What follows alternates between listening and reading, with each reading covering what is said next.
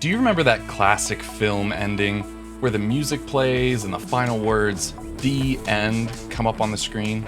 But this is more than just a practical announcement. It carries symbolic weight. When the guy finally kisses the girl and they ride off together into the sunset, we all know that the end doesn't mean the end for this couple in the movie.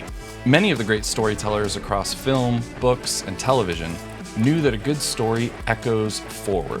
J.R.R. Tolkien made this point clearly in his essay about his theory of literary stories called On Fairy Stories.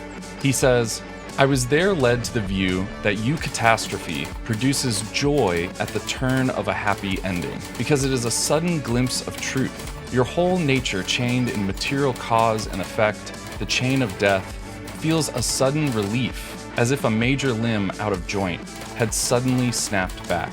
Tolkien is here describing eucatastrophe, a term he coined as the opposite of the Greek concept of catastrophe. It's not merely the opposite of an unhappy ending. It's a surprising shift from despair to salvation. But as happy as we are with a happy ending, we also don't want it to end. In the book Finite and Infinite Games, James Carse presents the idea that stories are deeply connected to the concept of infinite play. James Carse says that everything in life is a game. In finite games, the purpose of the game is to win, like in basketball or chess. But if you're playing an infinite game, the purpose of the game is to keep playing. Carse argues that relationships, or striving for excellence within a skill, or striving to be the greatest at something, these are infinite games. And a key idea is that while finite games are about winning, infinite games are about becoming. A story is not simply a way of relating an event, it's a way of seeing the world. Carse argues that stories are not meant to conclude or close things off. Unlike finite games that aim for closure, good stories invite more reflection, interpretation, or even new stories.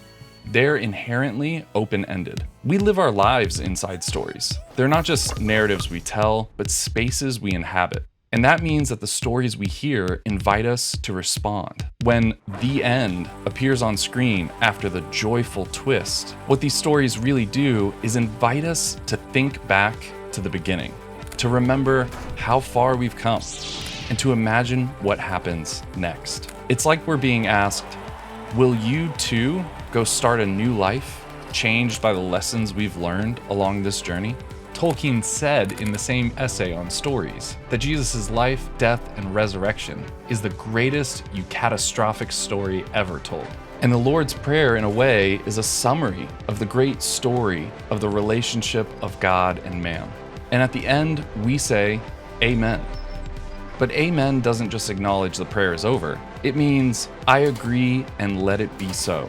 In a way, we are saying, I agree and let it begin. Let it begin again with my life. So what story are you a part of? And what story do you believe in? And does it have a happy ending or a sad ending? Or are you a part of a story that believes endings are really new, transformative beginnings, inviting us to respond?